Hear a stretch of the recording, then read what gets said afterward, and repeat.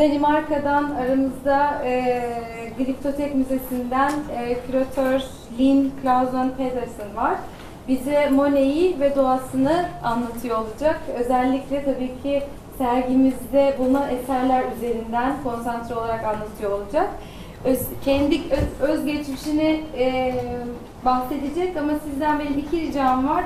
Bir, kulaklık almış olduğunuzdan emin olun. Bir de lütfen cep telefonlarınızı kapatın.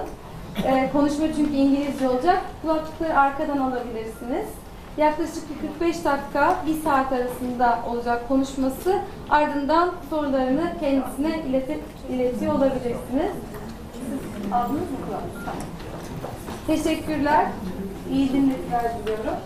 Before we begin on Monet, let me please very shortly take this opportunity to, of course, thank the Sabancı Museum for inviting me to come here to talk today. It is an honor to be invited to talk about Monet. Maybe it's much better that you sit because they don't hear you. It's better that they I'm sorry, I'll try again. Can you hear me now? Anyone? Can you hear me? Yes. Thank you. I will do... Okay, I'll try again. It's okay now? What I was trying to say, and I will say again, was of course I would like to, before we start on Monet, to take this opportunity to thank the Sabancı Museum for inviting me to come here today to talk about the paintings that you have so beautifully hanging downstairs. So thank you for that opportunity. It's an honor not only to visit this place, but of course also to be able to be part of such an extraordinary exhibition. Before we begin on Monet, let me also briefly, it has been done, I really hope you can hear me, sorry. Let me introduce myself real quick. My name is Clausen Pedersen. I work in the New Carlsberg Glyptotek in Copenhagen. I've taken this opportunity to make a small collage so you can see, hopefully visit someday. The Glyptotek, as the Sabancı Museum, is a private collection made public. It belonged to the Carl Jacobsen brewer of Carlsberg, and it was originally his private collection of sculpture.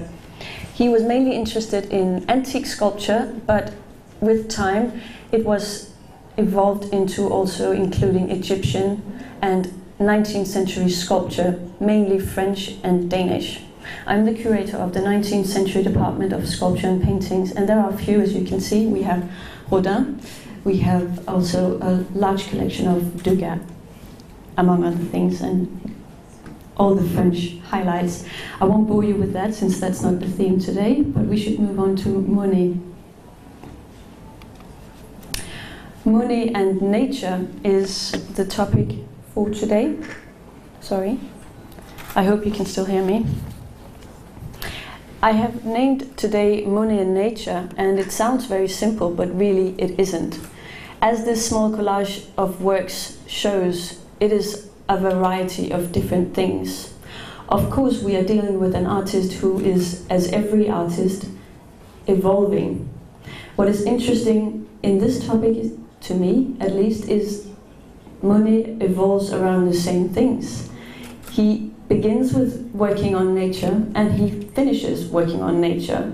However, there's a huge difference, there's a huge evolvement, as we shall see, but I wanted to just make this brief introduction slide for you to see the variety for yourself instantly. I bet most of you have already been downstairs seeing the exhibition. What I will be talking about is mainly the works that are part of this exhibition, and I've also thrown in a few pieces from the outside to give a bit of perspective.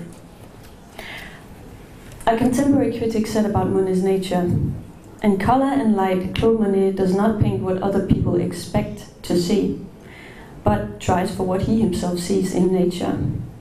This to me sums it up pretty much. From the beginning, Monet is considered and works as someone who is radical, daring, and therefore original. How he's original we shall have a look at, of course, and also we shall see, as I said, it really isn't a simple affair. It is an affair that goes on his entire life, and I dare say not without struggle.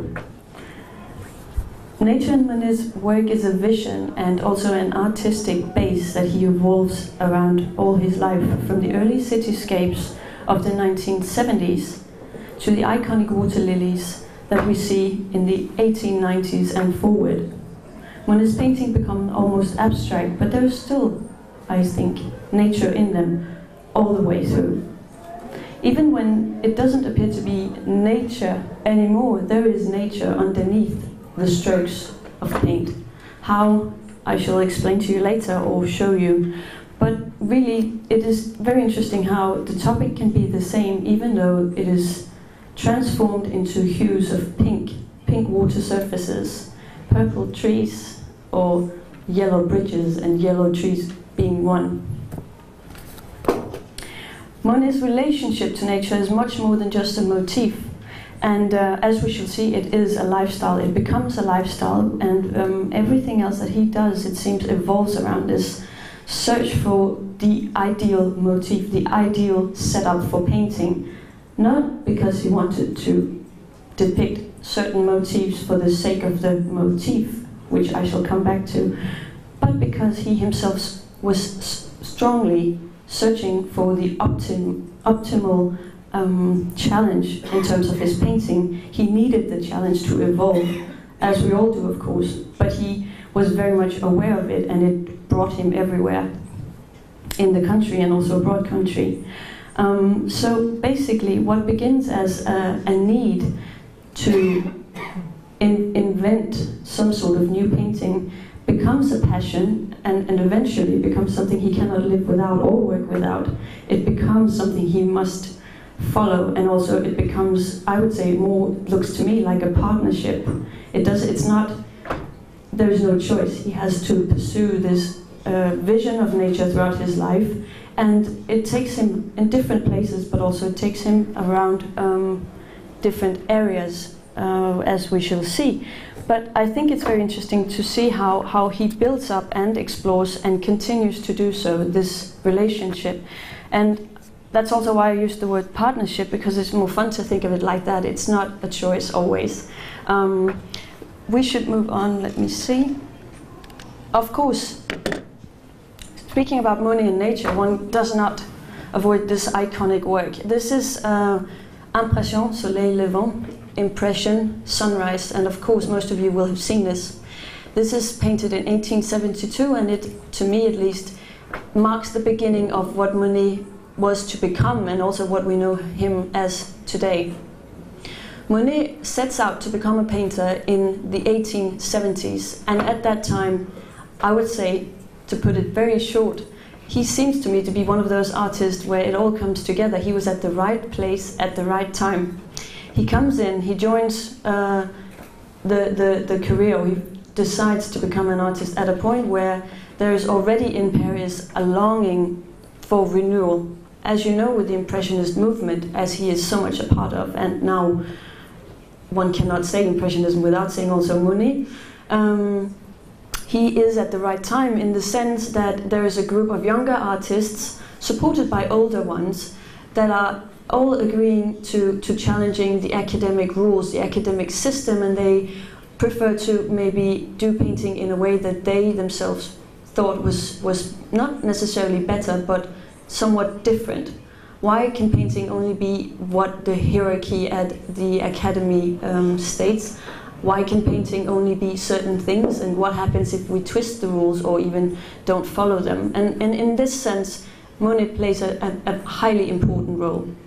That's why I've chosen this iconic work, because it's interesting, first of all, because it's an icon and one cannot avoid it. Secondly, it is a good way to start telling us who is this Monet coming from nowhere, but really he isn't. He grows up in Le Havre on the north coast of France in Normandy. This motif is from Le Havre, it is the harbour. Monet, growing up there, saw other artists working on the beach and also working in the harbour area. So clearly he was from the very beginning interested in nature as a subject to his art.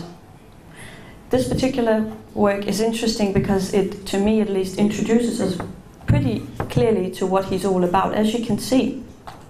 And this is where I'll try and find, yes, the red dot. On your left side you have masts from huge ships. This harbour underwent a huge, it was enlarged during Monet's childhood. It goes from being a small, not village, but a small provincial harbour to being a huge industrial place. It's the second largest harbour at the time that he did this painting. So on the left-hand side we have the masts of the huge ships coming in, and on the right-hand side we have cranes and machinery doing this exactly enlargement of the harbour area. In the background, in the center of the work, in the center of the painting, as you can see, there is some area as well, and this is the inner harbour, the older harbour. Now this is all details, and what can one use them for in this tool? Well, basically I wanted to tell you that he's a master of, already in the early formative years of his career, which the 70s are. Of course, he's been under the way before he was a student and etc. But in terms of nature, this is really where he sets off and begins to define himself. What is interesting is the combination of new meeting old, the harmony in new meeting old. As you can see in the foreground, you have small traditional boats that I assume would have been there when he himself was a child, and also still doing what they have always been doing and have been doing for hundreds of years. Namely fishing in a small boat. So as you can see, subject-wise here there is a point. He's not yet deliberate, trying to avoid points or narrative content in that sense. He's at this point still interested in modern life, or I wouldn't say modern life, I'd say contemporary scenery. He's still trying to make paintings look the way of the things that he himself sees, and there is a story to it. This is a development. It is his back, sort of him going back to where he grew up, and so the morning day and the tradition of Le Havre, sort of a praise, one could call it, of his infant, or of his city where he grew up. If we move on, we should just very briefly see that he was inspired by a lot of different artists. On the harbour we have Jonkind and Boudin, and as you can see, these were artists also that were working in Le Havre, and he would have become acquainted with them in his younger years. At some point he becomes befriended with Boudin.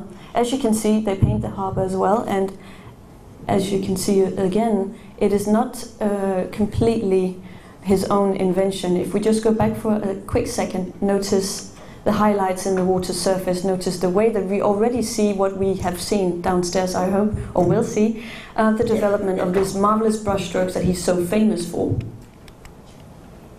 This slide, just to give you a brief idea of what he was inspired by, at least in France. Later on, he goes to England. He spends approximately 1 year in London from 1870 to 71, basically to avoid military service because of the Franco-Prussian War. But also it turns out it was a very important time in Monet's life in terms of career, because he was introduced to works by the great English artists Turner and Constable. As you can see, they are also about more than just nature and landscape. And when I say this, I know I'm jumping to conclusions pretty quickly, but really I wanted you to see that this has got nothing to do with your ideal landscape. At the time, you have on one side the romantic artists or the romanticism movement, and also the classical, neoclassical painters on the other side, both idealizing the romanticism, painting nature as something else than human, something we can reflect ourselves in, some fears, some sort of symbolist beginning era. On the other hand side, you have classical artists painting landscapes as ideal landscapes, perfect nature setups. That is what Monet came from. Then he comes to London, he sees things like this. Look at this Turner, it's called Rain, Steam and Speed. That's it. So it's both a sensory nature, it's all the elements you can see in nature, but it's also contemporary in the sense that it is industry meeting nature, and there is steam and there's fog. Constable, on the other hand, is a bit more, I'd say, you can still see the landscape, but if you notice the clouds and the way that he does them, they seem to be getting just as much attention as this actual ground that they are on. On his way back from London, Monet goes to Holland, and he stays there only for a few summer months. This is interesting because as you have seen downstairs in the later works, there is a lot of water and reflections. And this doesn't come out of nothing. Monet has been on his way for ages. On his way home, in the early 70s, he stops in Zaandam. This is a work from the collection where I work. I just wanted to show it to you because it pretty much sums up the sort of formative years. Here Monet is still kind of interested in tradition. He still builds up his work based on traditional elements. You have the foreground, here is the water surface, and then you have a background horizon line which meets the mill, and also eventually you have the background here where some industry is taking place. Now this motif again combines the new with the old. You have the mill, which are all over the place at this particular, well, in Holland in general, but and you have the fishermen or the sailors, and then in the background you have the modern industry, the factory smoke. Again, you can see he combines the new and the old, but really what's interesting in this context, and which is what you should remember, have in the back of your head as we move along, is the beginning of course, the famous Monet way of painting. As you can see, here we have brushstrokes, and you have the water surface, you have the greenery here reflected on the water surface, but we can still distinguish what is what. We can still see what is plant, what is water, what is boat, what is human, what is mill, and so forth. The sky, of course, is reflected in the water surface, so they have the same color. But really, what we see is sort of the beginning of the elements that we shall see Degas keeps evolving around and keeps working on, and keeps, I wouldn't use the word perfection in, but to him it would be perfection. At this time he's still interested in his surroundings, he's still studying nature, but he's also trying to liberate himself from depicting what is in front of him in terms of becoming more and more evolved with the painting process itself.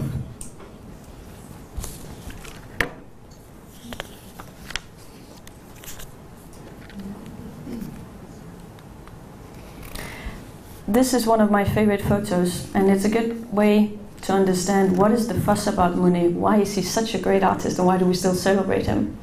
He paints outside, and this photo is taken, well, it's later on, but it doesn't change a thing. This is from his garden in Giverny when he is in his older age. As you can see, he sits outside, brought his canvas to the place, and he's underneath a white umbrella. Of course, the umbrella supports him, or clears, it makes him not being sunburned, but also, and more importantly, it actually creates a distance from the daylight for him to control it slightly. I'm taking things this way so that you will see, when we get to the later paintings, what is this all about. It is not as simple as it looks. Monet becomes famous for plein air as part of the Impressionist group. They are famous to do things their way, and of course he's doing things his way too. One of the ways is to insist he paints outside. So traditionally an artist of course would be inside a studio. Degas takes the work outside, and to us of course it seems normal. It wasn't at the time. So that's pretty radical. It's also pretty radical that he talks about it, and it's also pretty radical that he at the same time is secret about it. What he would do, in short, is he would sit outside, he'd find his motif, and he would very roughly do some charcoal sketches to get the motif going. So pretty quickly you'd get the idea of what motif was to come. Here's an example, which is also included in this exhibition that you have here at the moment. And here you can pretty quickly see, yes, we have a pond, or some water in the foreground, and we have some clouds. And at least you get an idea of what is coming. I won't go into detail because this work is coming and we can recognize it. Just wanted to make you aware of the way that he works. And everybody always says about Impressionism, oh, they work very quickly, they work outside, and it's just done very hasty. It is not. Yes, it's outside and it's done with a free hand, if you compare it to academic drawing and academic style. He doesn't spend hours practicing, he does practice, but he doesn't do details. He is into atmospheres and whole compositions. I've chosen 3 details for you to see, a close-up of different paintings, and as you can see, it's really not a coincidence. Every brushstroke is put very neatly next to another. In the early years, Monet does not mix his painting, he works with pure pigment. 4 or 5 different colors at the same time, normally. When I say that, he doesn't mix, he makes his own hues in the later works, but at this point in these two first examples, you can see it's pure orange or red. Well, of course, if you put a bit of white, the red becomes more orange, but you get the idea that it's clear colors and pure pigments. In the later ones, it's different because he mixes hues and it's blue and green and it all kind of melts together. But really the point with this slide was to give you an idea that it is not done hastily. It is hard work and thorough work. Back from Holland, Monet finds himself with a family and a family to support. Paris is expensive at this time to live in for an artist. He's not yet that successful that he can just do whatever he wants. So he moves to a small village called Argenteuil, also not far from Paris and on the river banks of the Seine. Again, we shall see he follows the water. It's interesting because basically he is also at this point part of a trend because other artists would go there and live as well. We know Manet worked there, Pissarro, and also Berthe Morisot, one of the other famous Impressionist members. Argenteuil, to me, is an interesting era because here we are still we see his nature becoming more and more what we know it as today, namely his own. But at this time, he's still connected to the motif.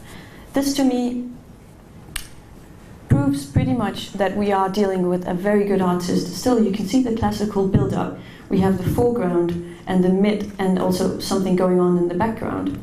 But also notice how the painting is built up by very elegant compositional elements.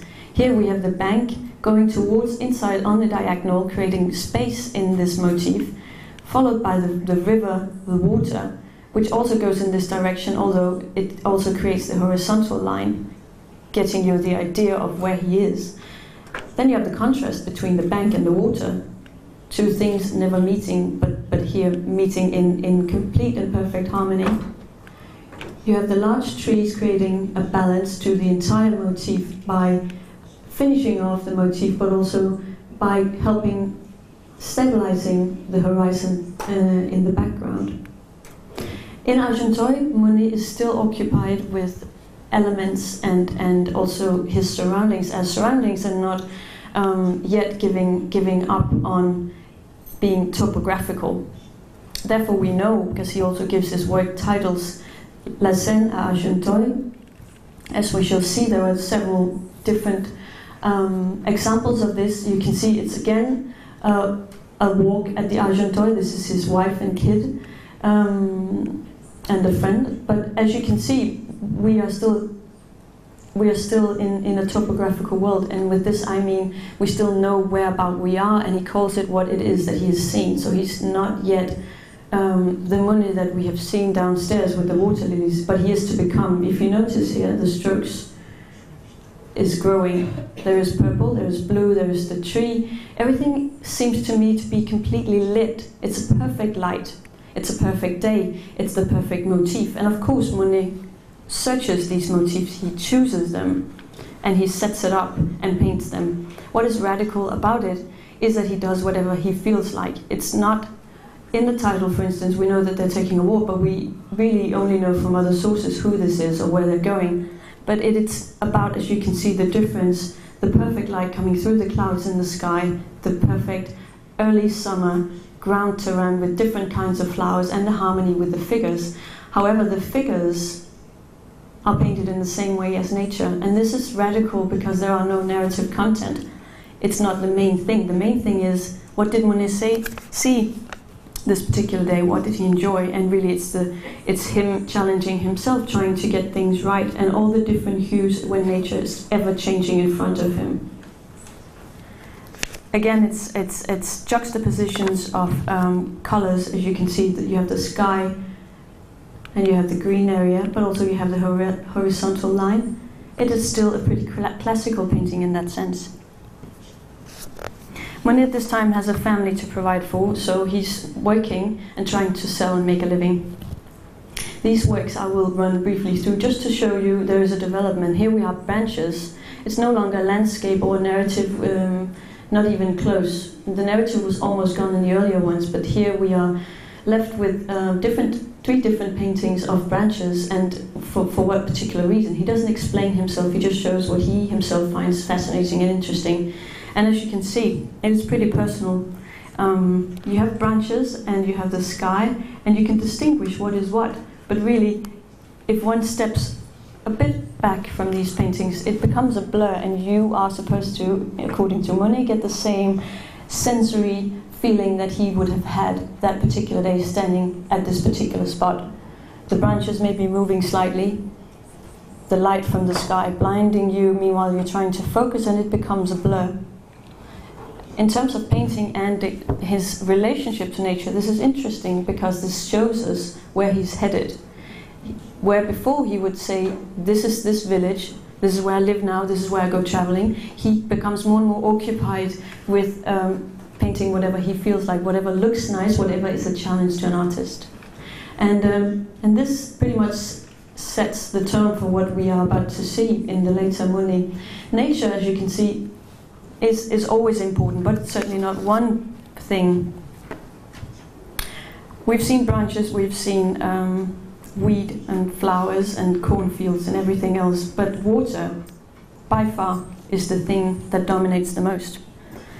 Here are some works from Bourvil, and Bourvil in different days and angles. The water in motion, the water quiet, the shadow playing on the surface, the sky and the sun peeking through, creating hues and elegance reflected in the surface of the water. If you notice, there are three paintings here, and as you've already seen, he doesn't just stop by painting one motif one time, he continues and continues to do the same things. He's a stubborn and ambitious man.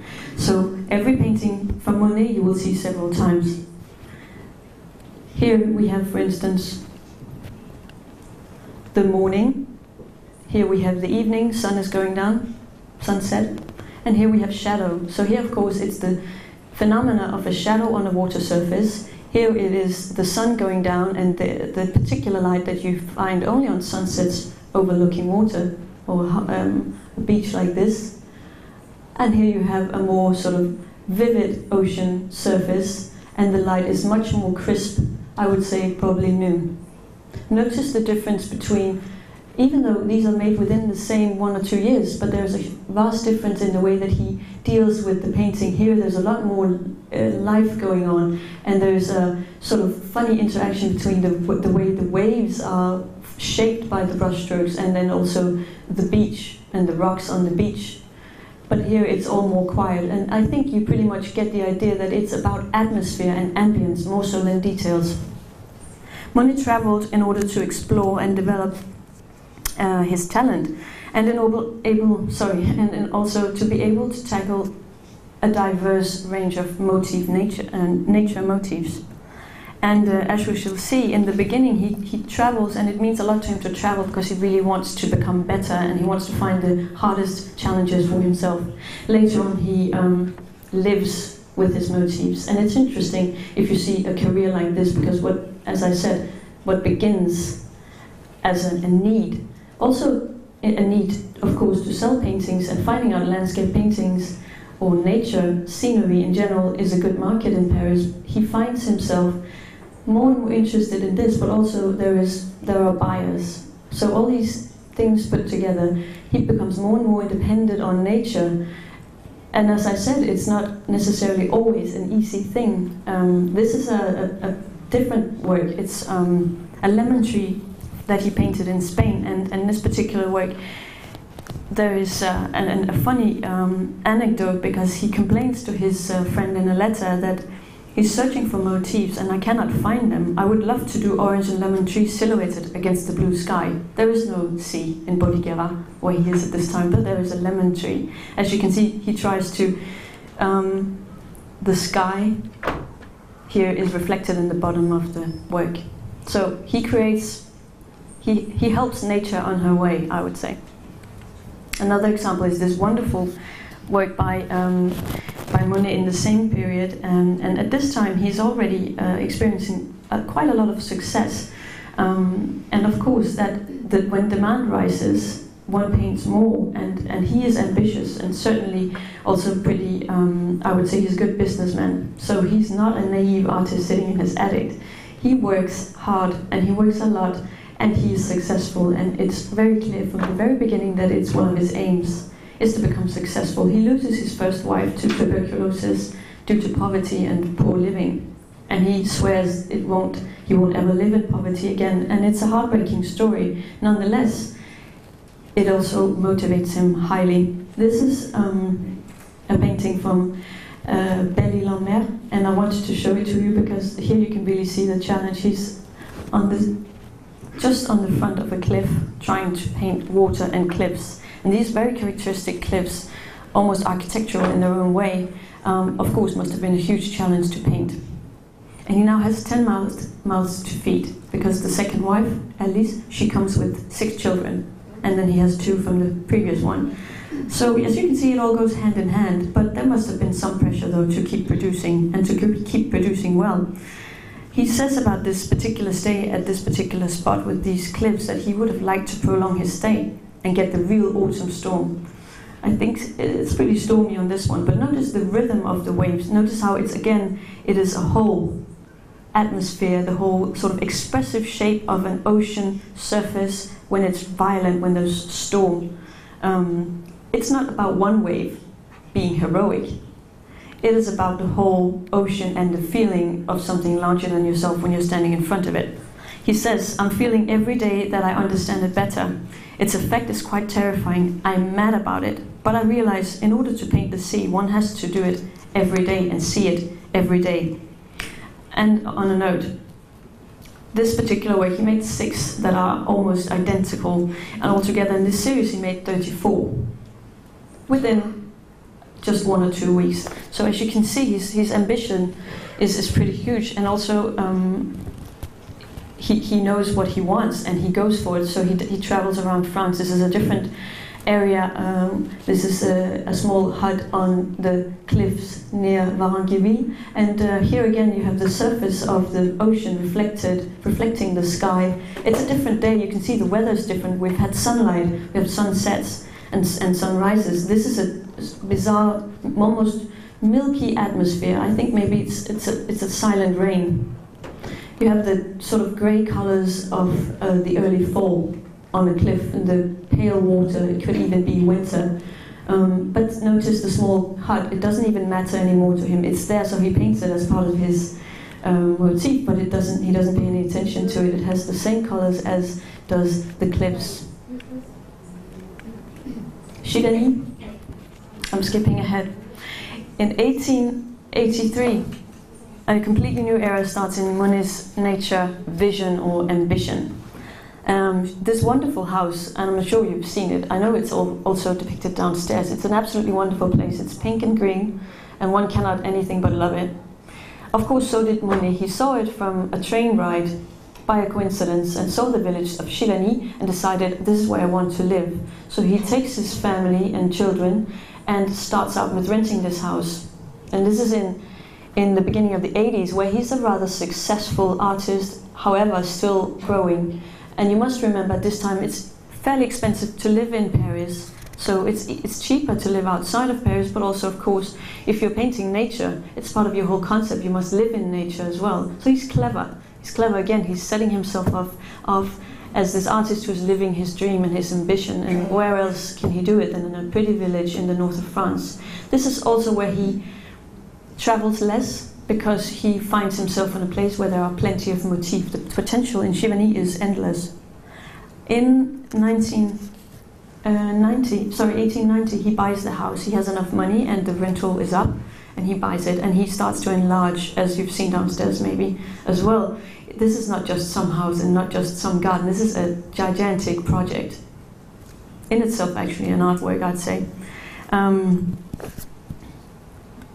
Here we have him in front of his masterwork. He was very eager and very interested in garden architecture, but also in flowers and plants in general. So he would have all kinds of exotic flowers and plants brought in and plant them here. Here he is in front of the lake, and later, as you know, there is a pond built. And he begins in 1893 to begin digging the pond, and it's again not done without any difficulties because the locals are completely against this idea of him changing. The Shivani village is on the banks of the river Seine, and there's a sort of smaller river coming off the Seine called the Ebt, and this one would be on the ground of Monet's house, actually dividing it. What he wanted was to take advantage of that. Of course, his ambition was to create the perfect setup for a painter painting nature.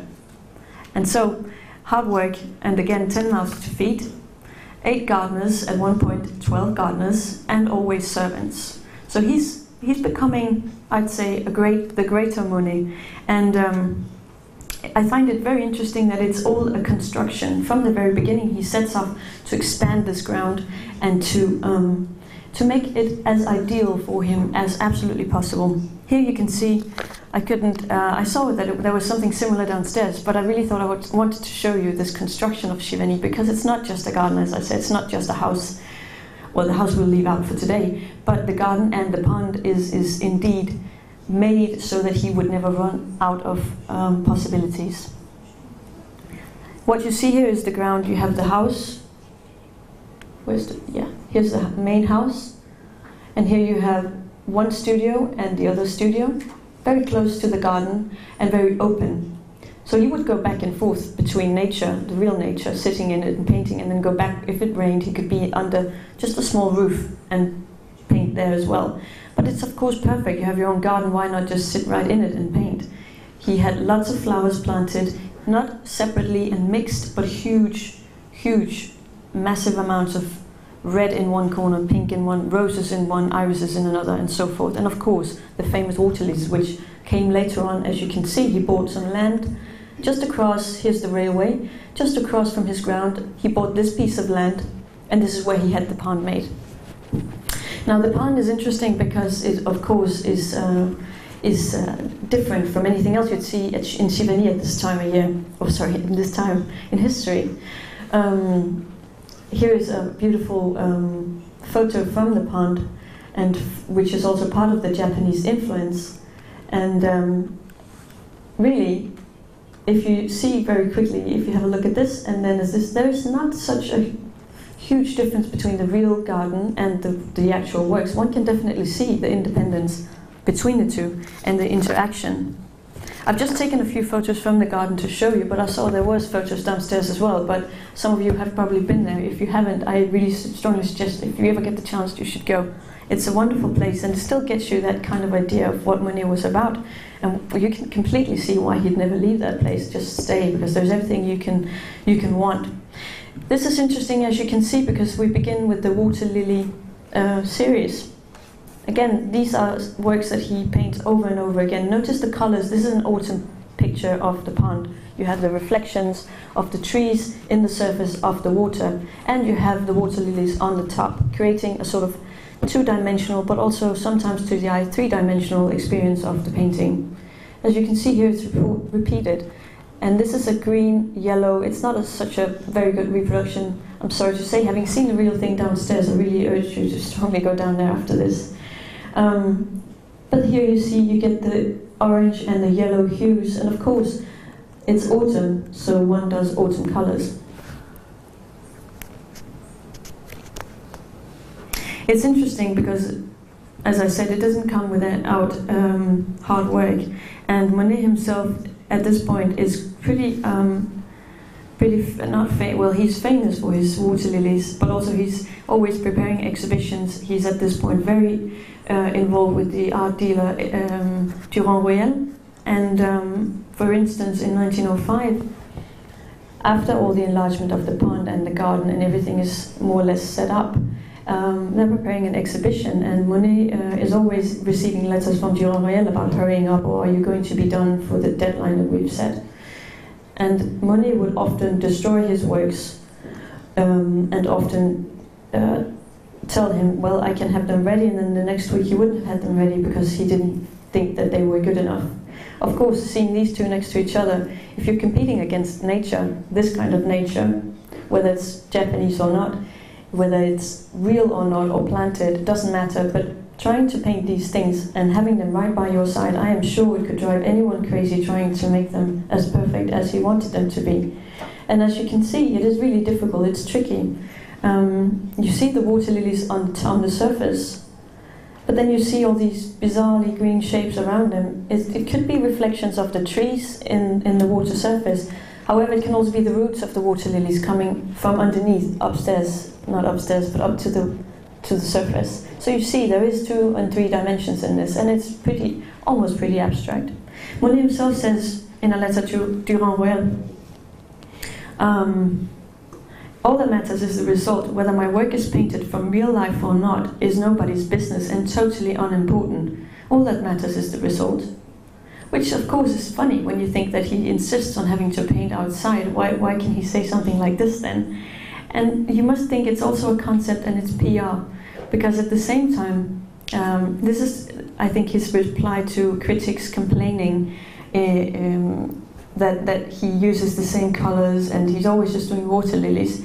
And then at the same time, in a letter just slightly later, he complains about not being ready for an exhibition due to the fact that I must resume most of my painting from life. If the weather's bad in Giverny in the garden, he couldn't paint. Flowers are in bloom in the summer. So if you have to have an exhibition ready in the spring and there are no flowers to paint and you are depending on nature, you have a problem. So meanwhile, as you can see, he's playing it against each other, not wanting to tell the truth. It doesn't matter, but it's still interesting as a concept that we know for a fact that he would go crazy if he didn't have the chance to actually have the work and go out and compare it to the real thing. So there's a diversity there, there's a sort of interaction that I find very interesting because at the end, no, it is the result that matters. But really it's funny because he seemed to also have made it a case, not letting the audience know what was really going on. Of course, the water lilies are very, very famous. And as you can see, now we've moved on in time. Nature is still there, it's still a motif that he goes out and searches. But as you can see, what I said before about the composition has changed. There's no foreground, midground or background, it's all just one work. There's no horizontal lines giving us space, it's flat. And this is radical again. He's using the entire canvas, he spreads it out, and he paints details of larger areas, which for us, for our modern eye, is probably normal to look at, because we can see different things all day long. But at the time, it is pretty radical that you cut your composition this way. And of course, there are influences such as photography, such as Japanese woodcuts. But this is all just to say that one thing is what he chose to depict, the kind of nature that he depicts, his own water lilies, which he has but sent in from very far places. Another thing is the way that he painted the brushstrokes, the colors. The third thing is the way the compositions are so freely handled. This is what makes him original. The combinations of them all. There was an exhibition in 1909 at Durand-Ruel again of these water lilies. Monet prepares and prepares and prepares, and there's exhibited 48 works, and we know he had maybe destroyed himself 30 works beforehand. So just to give you an idea that it is an ongoing process and he's out for perfection. This wonderful, wonderful example shows us how even within the same few years he's evolving his brushwork, very radical. Here you can see, still having seen this but also the real thing in photos, you can still recognize it though, and that to me is an elegant balance, how he never loses nature completely. It's always there somewhere. It really is, which is why his work is not abstraction. His work is sort of abstraction over nature and nature visions, and it's an a very ambitious painter who wants to do this. He could have just let go of nature and sat inside and painted whatever came out of his head. He doesn't. And that, I think, is why they are universally interesting to us to look at, because immediately you feel at home and you don't know why. They're just very nice to look at. And I think that's probably due to the fact that it is still nature. It is still something we can relate to. Meanwhile, of course, as you can see, the color schemes. Here, this is a blue one. There's different ones. Again, you can see the interaction of surface, reflection. Here we have a shadow of a tree stem, but you also have tree leaves coming down, touching the surface. You have water lilies, and you have the bank of the lake. These are pretty difficult things to paint, and it is cut in a very interesting way, you see? He just cuts it where he finds the most interesting angle. As we saw with the early works, for instance the Holland one, he has come a long way, but there are still, you see, same elements going on and on. The water surface, the interaction of elements, the whole total atmosphere rather than details, but also more and more he works freely with these things. But having practiced for 50 years at this time, one would say, yes, there should be some sort of development, but there surely is. These are absolutely wonderful in real life as well. This PowerPoint does no justice whatsoever. Wonderful flowers, just to give you an idea that even when he's working on details, even when he's zooming in and choosing one flower or another flower, he does it in the same way that he does these full compositions. This, again, shows us that nature to him is sort of an abstract idea that you can shape, and it's not abstract in that sense, it's there, she's real, but it's abstract in the sense that you can take certain aspects of it and transform it into art. And I think at some point in these later works, one loses the distinction between where does nature end and art begin. Because to me, it's pretty unclear. But still, so the interaction is actually the interesting part, and the dependence. As I said before, he starts out, he finds out this is a good and interesting area. People love landscapes, everybody can relate to them, but then really he goes on and becomes himself, or he becomes original more and more so, and no one at the time is doing things that he's doing. And it becomes this sort of fantasy about nature, but also as if he's almost competing with nature herself about who can do the best job. But really, he's always humble about it. And that is, I find, really interesting, because if you can paint like this, you don't have to be humble. This is just an iris on the bank. But really, notice the strokes, how elegant. Look what a great painter he is. With just one stroke, he gets us a full idea of a flower, but also the fragility of the flower and the different hues within the flower leaves.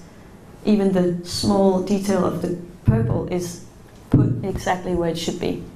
He knows what he's doing clearly. Again, a detail, just to remind you, there are layers in this, and it's not just happening.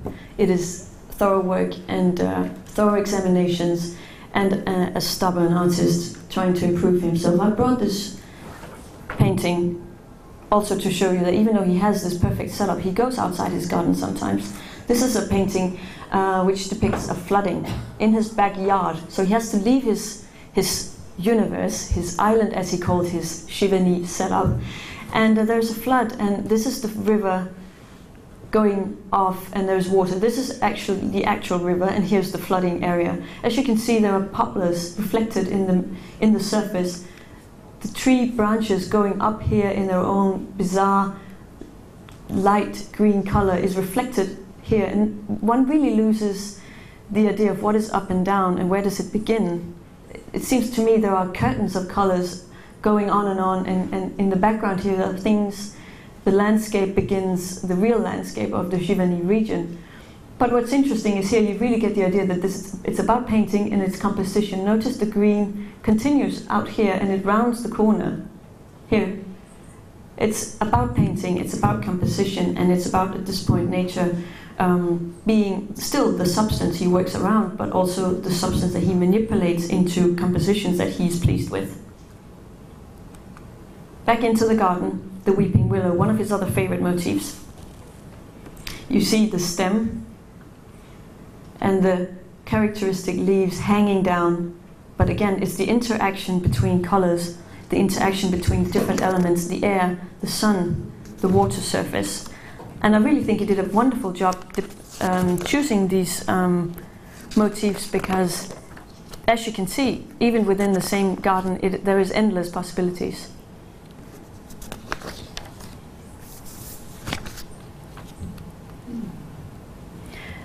A small collage to try and have the real thing next to the artificial thing. This is also a late work of a weeping willow, but as you can see, as I said before, you never lose nature out of sight. I find still, it may be hard to see, but once you get a look at it, once you get your eye adjusted, you can actually see what's going on, and you can see it is still a weeping willow. But it's kind of, it's a going its own way. You have beautiful strokes of all sorts of colors. This is autumn, I'm sure. But as you see, it's not so far from the real thing. So it's that balance, again, that makes them so interesting to look at. Monet, again, in his wonderful garden, in front of another famous motif, the Japanese bridge.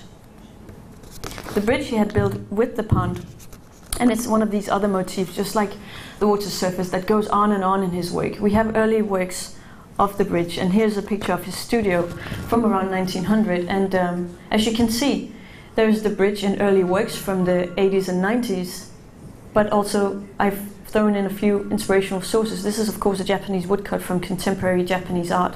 Now, we know he didn't own this one, but we know he knew about this particular work.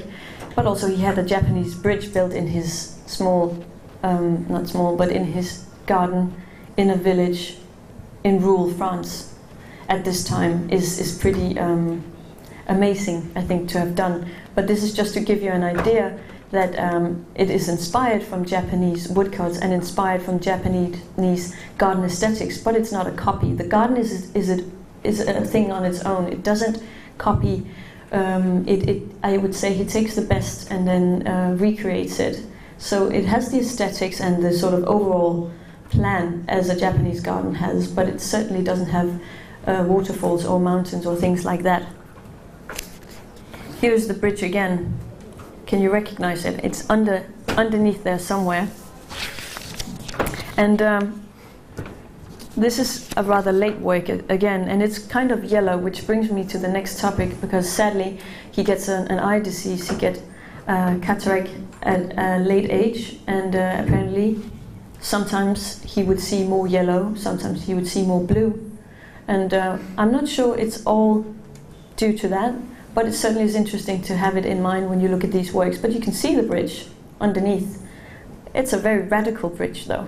It certainly has nothing to do with a bridge you can walk on anymore. It's a bridge you can see and enjoy in the painting. So nature at this point has become art.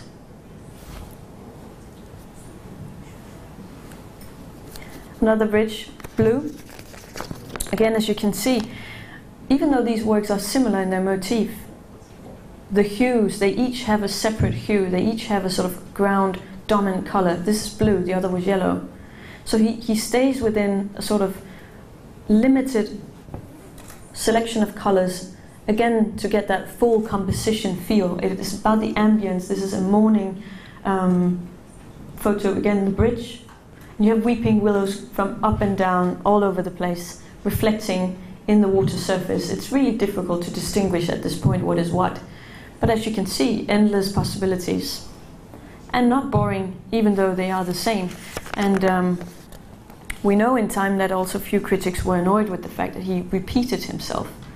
And that to Monet was, as a lot of other things, he didn't really pay attention to critics in that sense. He didn't always follow their advice, but living in a village, you would think, okay, so he doesn't care, but he did care. He went into Paris all the time. He had loads of friends coming to see him, had parties and dinners in his house in Giverny. He had a huge household, and it was good times. But also he'd go in and see exhibitions and be with his friends from the Impressionist group, of course.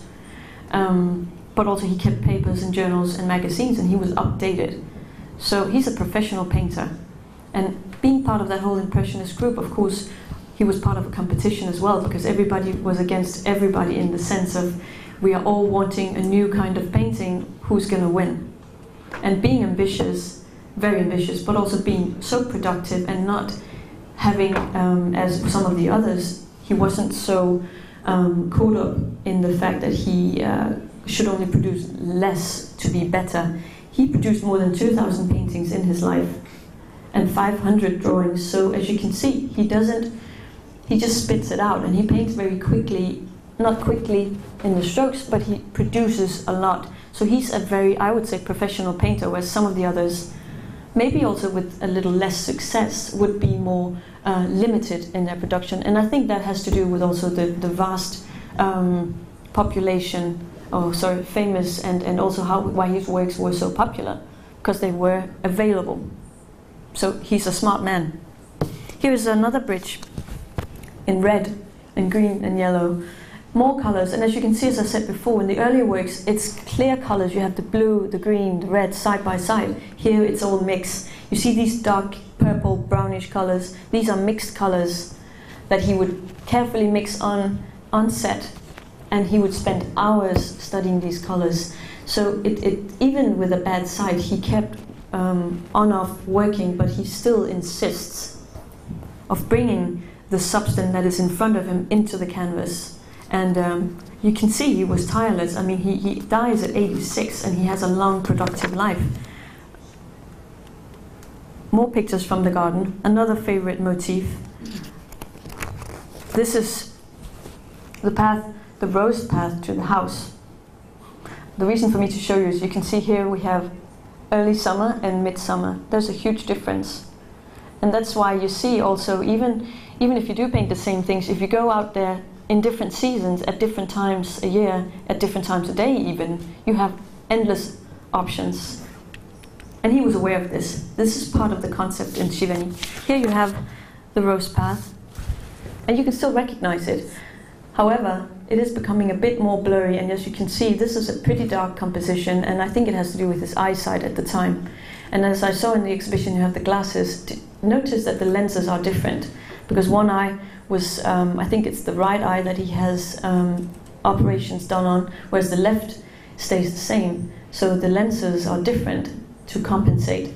But also he found out pretty late that if he covered up the healthy eye, he could actually paint more straightforward, bizarrely enough.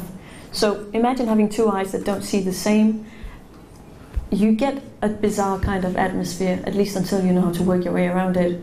As you can see, there's a bit more composition here. It's still the ambience, it all becomes one. The trees, the ground, the foreground, the rose petals, everything is together.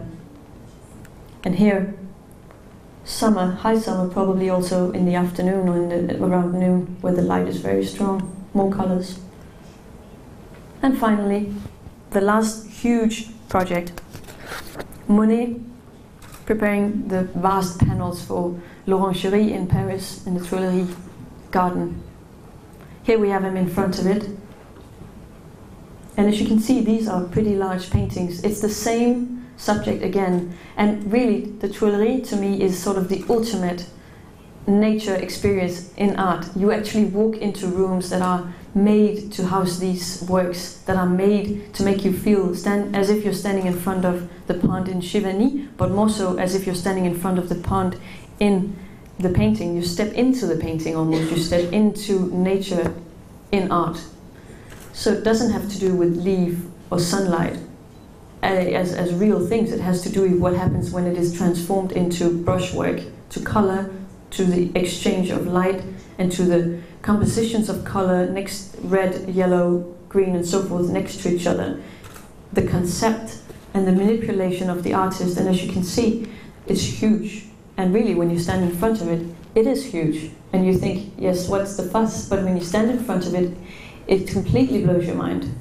And I think, again, it has to do with these elementary details that he keeps going back to. It has to be nature in there somewhere. He doesn't let go, so we can always relate to it.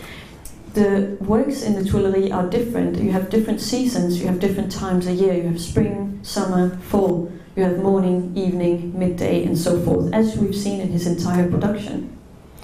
The panels are huge, and they, in that sense, brings us back to the beginning, because before he was part of the Impressionist group, before he had the freedom that this young new generation gave him, before he was at the right time, at the right place, he would exhibit at the Salon, at the established place to exhibit in Paris, and the works there often were large.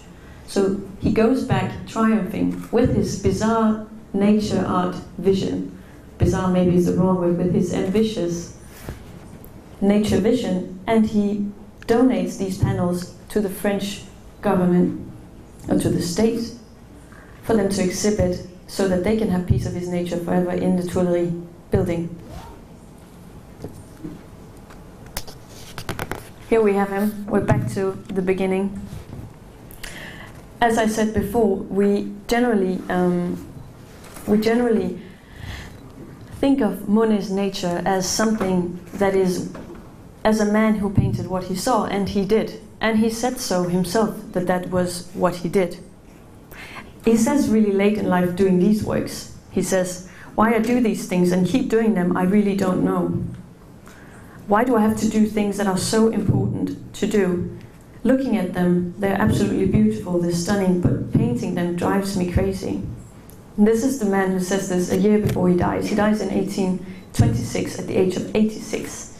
6 months after his death, the Tuileries project is done, is finished. He doesn't see the complete, but he was there for the shaping of it and for the hanging. But really, as you can see from the beginning, he was challenging traditional hierarchies in terms of motif, but only having talked about nature, I think quite sums it up that one cannot discuss Monet's work without discussing Monet's relation to nature. There is no work if there is no nature.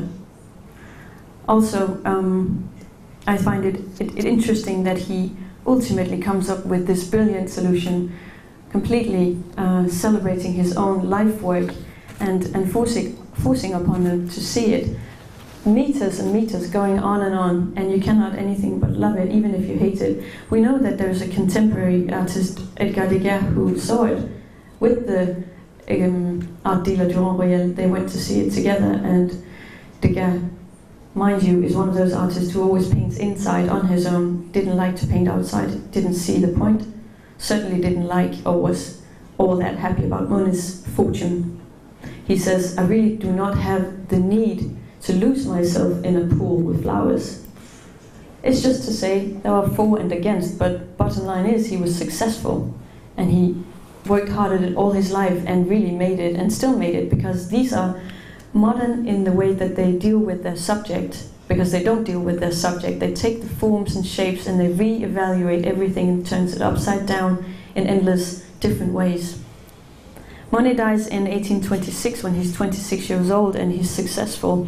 And I wonder, did he obtain then what he set out? Did he obtain this nature vision? And I really think he did. And as I said before, we think of him as something, as someone who painted in what he saw in front of him. And he did, and he said so himself. But in these nature paintings, Monet defines also what is so wonderful in nature. It's very simple. There's light, there's colors, there's ambience, and it's not one without the other. It is the whole thing. And that is really why I think these works still have such an effect, and so also why they're so important in the history of Impressionism. He made a huge difference, and he did it only because he had nature as his motif, and because he was clever enough to see it and to take advantage of the fact that he saw a niche and he could live from it. So really, Monet never let go of nature as he saw it. Even from a distance when he worked, he depended on it, and that dependence, I think, is really the main reason to why we have all these wonderful works today. And those shall be my last words. He's famous, but as you can see, it's not for nothing. He really, really did make a huge difference. And thanks to Monet, nature in art is now something completely different. But also, when you go and have a look at the exhibition, I really strongly urge you to go and actually have a second look at the works again. Try to stand there for a bit of time and see how nature actually reveals itself to you when you stand in front of them. It's not even not there, it is true, they're still there. So that's all for today. Thank you very much for coming. Thank you. Oh, and of course, questions. Is there any? Monet ileriki renklerin resmini yapıyor, çiçeklerin ve doğanın resmini yapıyor. Şeyi merak ediyorum, yani renklerde şekil olmadığı zaman, kış falan. Hiç kar resmi yok mesela, doğa var, hiç kar resmi yok. Hiç görmedim, bir tane gördüm, bir tane resim gördüm ama genelde hep renkler var. Hani kışın 4-5 resim yapmıyor mu? That's a good question, but there is. Not very many, I think altogether a small, less than 10 snow paintings And none of them are in the exhibition, so I didn't include them in my PowerPoint, but there is a few. But really, I think he was too comfortable inside, and what he adored was the colors more than anything else. Winter is different. It's a different challenge, but also it doesn't include colors in the same way. I think there is, well, also in Marmotton there is a few winter gardens, but they're very pale, and so they wouldn't have been much fun, if you get my meaning. Not fun enough, at least. But it's a good question. Gauguin did a few as well, but only a few. And also a very logical reason is, of course, it doesn't snow very much in France. Not enough for you to stand there and paint it. So from the winters where there was snow, we know that there are a few. They all went and both Pissarro, Gauguin and Monet and did a few. Thank you.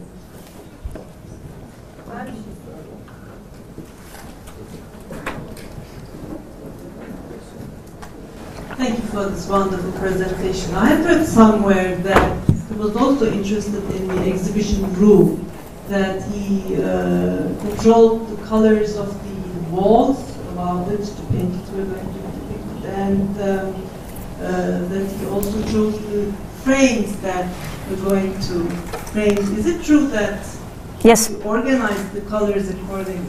Yes, that is true. He was very, sorry, I'm doing it again, I'm very sorry. Yes, it is true, he did. He was very involved in the entire process of framing everything, from framing the works to where they were exhibited and how they were exhibited. And he was very keen that it was done in the right way and in the right order. What is really a pity about this, because it's very interesting, one would love to see how did he then organize exhibitions, but there are no photos.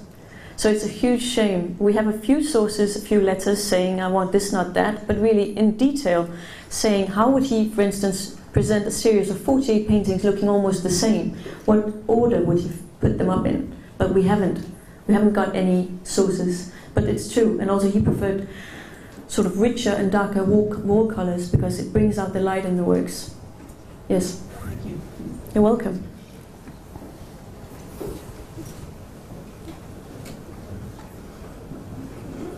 I think there's, no, yes? Over here?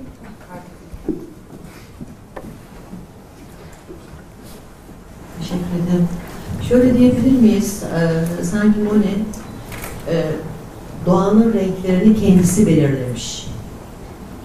Birebir doğanın renkleri dağılmamış da kendisi belirlemiş gibi çizmiş, yazmış, resimlemiş. I would say yes and no.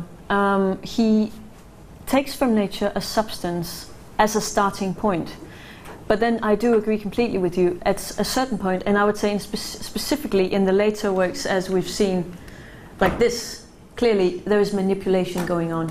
But however, we all know, having been in front of water with sunlight on it, there's hundreds of different shades of color.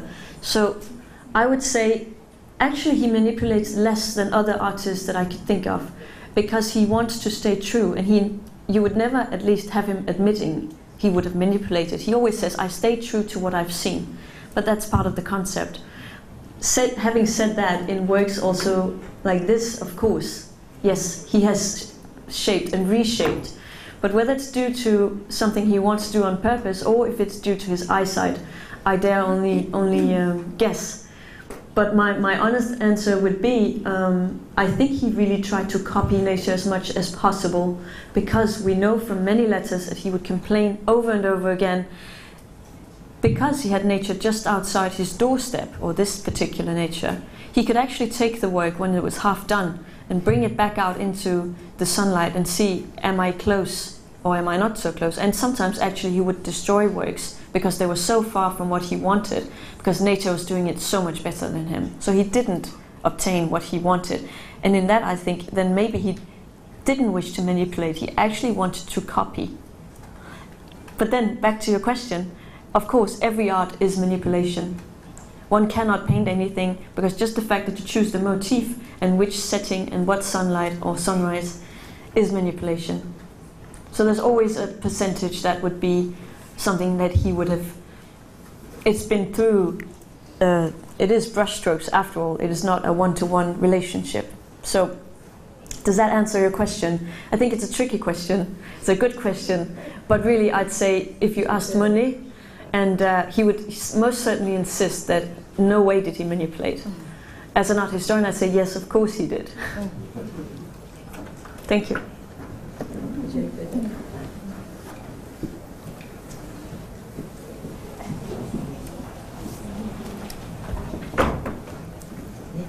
Are there any hidden figures, human figures inside the paintings, and actually the later paintings?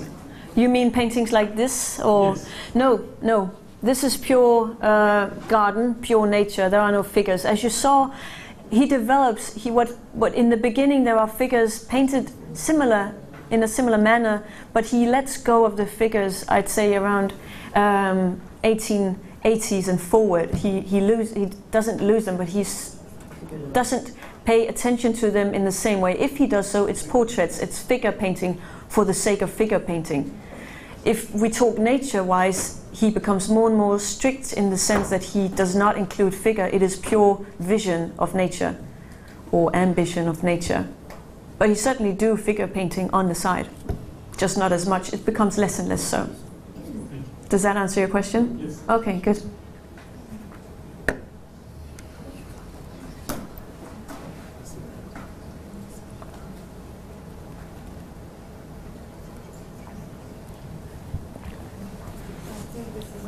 That's all? Okay. Well, thank you so much for coming out to hear me. Thank you.